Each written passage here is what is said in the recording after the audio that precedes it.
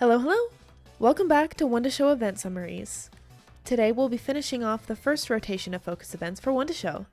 It definitely feels like I've blasted through these. Though, for all of you, these come out every week like clockwork, so it must feel normal, right? Magical Showtime is our event for today, Tsukasa's first focus event. The unit leaders tend to go last since the main story is often centered around them, or at least somewhat focused on them. I've always felt like unit leaders are the inciting incident rather than the main characters of their unit, if you get what I mean. Look at me, I'm getting distracted. Magical Showtime ran on the JP server from June 11th through the 19th, 2021. The commission song for this event is Tondemo Wonders with a Z. I'll probably talk about this more in depth later, but I'm of the opinion that Tsukasa has the best lineup of commissioned songs in One to Show, and personally, I think Tondemo Wonders is the weakest of the bunch. That just means it's all up from here. But Tondemo Wonders is so iconic, too. I got distracted again. We all want to see the conclusion of the Phoenix Show contest, right? Let's get this show on the road. Though the licensing deal with Riley Entertainment is set to go through at the end of the month, neither of the Otori brothers look especially happy about it. But this is what has to be done in order to keep the park afloat. Rui gives us some insight on Keisuke and Shosuke's decisions in the Sekai strategy meeting.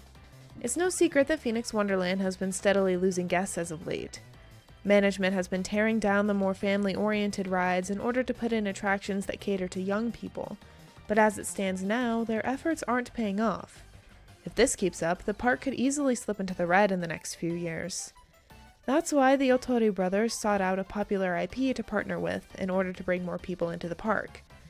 And so, Rui proposes his perfectly wonderhoy idea to save Phoenix Wonderland from being changed beyond all recognition. We don't get to know the exact details, but Rui wants to put on a show that involves every single stage and attraction in the park. Now the hard part is convincing all of the employees and performers of the park to help them out. Oh, and also the time frame of the show itself. Rui got a little tip that the final inspection from Riley Entertainment will be happening on the last day of the show contest, so that's when he wants their park-wide performance to open.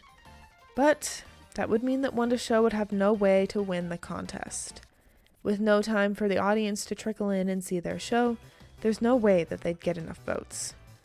Tsukasa looks more than a little disappointed, but he knows that this is more important than winning some contest. Still, it's disheartening to see all of their efforts up to this point go to waste. But no matter. They need to think of something extra special to get as many people as possible to come and see their performance, so there's no time to waste. One to Show begins their rounds at Phoenix Wonderland, splitting up to cover the entire park and ask every attraction set of employees for help. Well, none of them agree. One to Show gets halfway through before reconvening and nobody they asked is willing to help. Maybe they can get the other half to agree? The next stop on their list is the Phoenix stage. Sakurako overheard everything beforehand, so One to Show skips the pleasantries and launches right into their pitch. It takes a bit of convincing, and Emu starts to doubt herself a little bit after Sakurako asks Tsukasa if he's okay with letting the wind fall through his fingers, but Tsukasa doubles down. This is more important.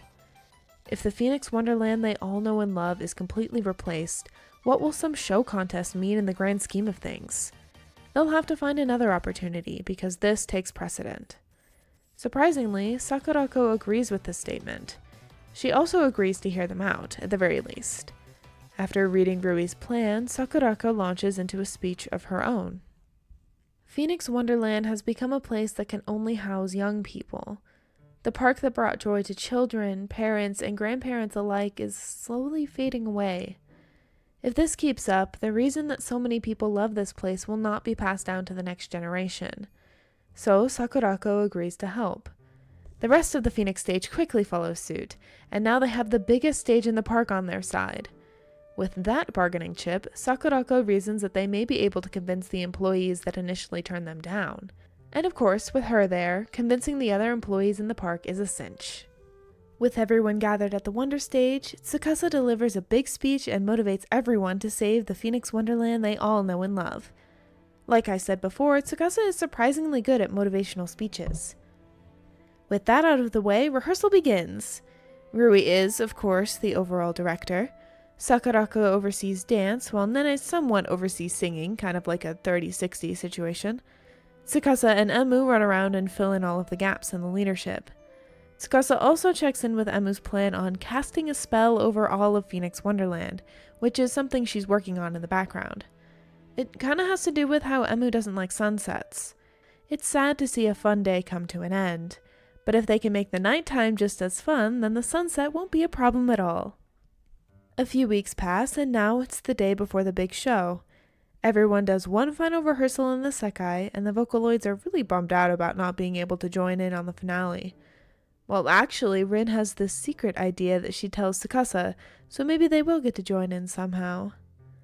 Wondashow has another little conversation about their actions up to this point and the strides they've made as performers, but I won't go over that here. It's time for the big day! What does this park-wide show entail, I wonder? Oh, Mr. Riley gets a model right off the bat, too. I see where all of the early game budget went. Anyway, Mr. Riley seems like a really jolly guy. He knew Emu's grandfather, Rakunosuke, and it's clear to see that they were like-minded people. He lets himself be led around the park by the Otori brothers and their father, until suddenly Tsukasa's voice broadcasts over the PA system. He announces their very special show, much to Mr. Riley's delight and the Otori brothers' chagrin, and asks everyone in attendance to gather at the Neo Phoenix Castle. Robonene passes out bracelets to all of the people in the audience, and before long, our wonderful lead, Tsukasa Tenma, appears on stage. Tsukasa takes on the role of a famed sorcerer, and Emu his apprentice. They use the show as an allegory for what's happening to Phoenix Wonderland. In the story, the sorcerer and apprentice venture into a barren wasteland that was once full of life and natural beauty. Apprentice Emu comments that she used to come here as a child and love the scenery, but now it's all gone. Pretty on the nose, if you ask me. Sorcerer Tsukasa asks his apprentice what her favorite part of the city was, and she talks about a huge tree in the center of town. With a wave of his fingers, the sorcerer lights up the Ferris wheel behind them. Then Nene arrives, asking the sorcerer about the whereabouts of her pony, and Sorcerer Tsukasa conjures up a merry-go-round just for her. Mr. Riley starts to understand the point of the show. They're making an amusement park for the people affected by the war in the fantasy world, but come to think of it, Rakunosuke did the exact same thing for the exact same reason. Rui plays the role of the stubborn old man that tries to ruin the fun. Before I continue with the plot, I just have to mention that Rui puts on this old man voice, which is really just him speaking super low, but wow does he sound like a completely different person. I can't even detect Rui in there at all. It's kind of scary. Anyway, the sorcerer asks the old man if there's anything he wishes for. The old man wishes for a train, and so the sorcerer makes one just for him. Mr. Riley seems to enjoy this one in particular. Me too, by the way. I love theme park trains. I could sit on them for hours. Tsukasa continues lighting up the different attractions around the park while the Otori brothers scramble trying to gain access to the control room. When Tsukasa lights up the Neo Phoenix Castle, fireworks launch into the sky with the help of countless drones adding to the sparking lights. Time passes in the play, and suddenly the sorcerer is old and frail. His dying speech is one to his apprentice, telling her that joy is what creates magic, not the other way around. The sorcerer passes and all of the lights go out in the park. In the darkness, Emu asks everyone to give her their energy and help her turn all of their smiles into magic. The bracelets that Robonene passed out earlier light up as each person raises their hands, and with one final wave of her hands, Apprentice Emu lights everything back up again. In the sky, Rui's hundreds of drones soar and twinkle like sparkles of magic, and the audience gawks at the display. People start flocking to the attractions in droves, and videos of the show start popping up online. Keisuke gets a call about their sudden influx in internet popularity, and as a result, the sudden influx in ticket sales. Better yet, the major demographic from these new ticket sales are middle and high schoolers, the exact group of people they've been trying to convince all this time. The Wonder Stage actors really did all of that? Wondashow makes their way over to the Otori family and Mr. Riley after the show. Emu immediately starts with apologies, but she just couldn't let this one go. Not ever. But before Emu's family can say anything, Mr. Riley chimes in. He loved their show. There's no doubt in his mind that he wants to see more of their creations. So how about this? Instead of completely retheming the park with his characters, why don't they join together instead? That way, the original image of the park is preserved, while Mr. Riley's characters also get to be included. Shosuke readily accepts the deal in his family's stead. Everyone looks much happier about this result, even Emu's father, who is happy to see his own father's park remaining how it was. It seems like they all felt this way deep inside. Emu was just the only one to actually do anything about it. And thank goodness that she did. The next day, Emu's brothers come to talk to the entirety of Wonderland Showtime. They express their gratitude for everything that WonderShow did for the park, and acknowledge that the direction Phoenix Wonderland is taking is thanks to them. Also, they offer WonderShow a brand new position, Phoenix Wonderland Park Ambassadors. Essentially, that means that WonderShow will be performing not only at the Wonder Stage and occasional park-wide performances like the one from the previous night, but also at venues outside of Phoenix Wonderland as the park's representatives. It's also a good advertising opportunity for them. The original plan was for the show contest winners to appear in a commercial, but since that idea is totally scrapped now, this is how the Otori brothers plan to reward WonderShow. It'll be a lot of work for sure, but it's one more step towards stardom for Tenma Tsukasa. Of course they accept.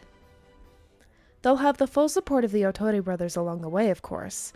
And besides, their show yesterday reminded Keisuke and Shosuke about what this park was built on. Now, as Rui says, can we consider this the end of Act 1 and the start of Act 2? Well, yeah, this is the end of the first rotation for WonderShow, after all.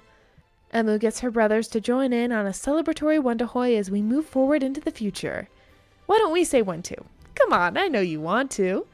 1-1, wonderhoy!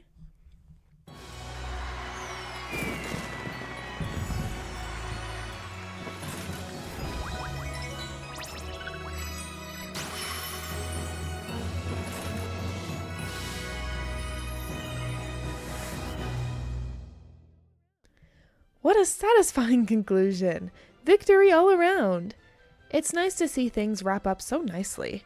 I feel like there's always something that goes wrong in ARC-Ender type Project Sekai events, so it's nice to see everything work out in the end. Maybe that's just because I hate seeing these kids suffer.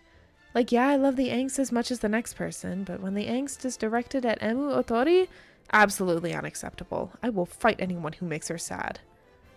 But the time has come for us to move on to bigger and brighter stages. I wonder what sort of things the official ambassadors of Phoenix Wonderland will get up to now.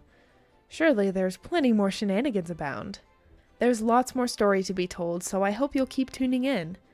Next up on the event calendar is Nene's second focus, starting off the second rotation. Get ready for Mermaid Admiration. I'll see you then.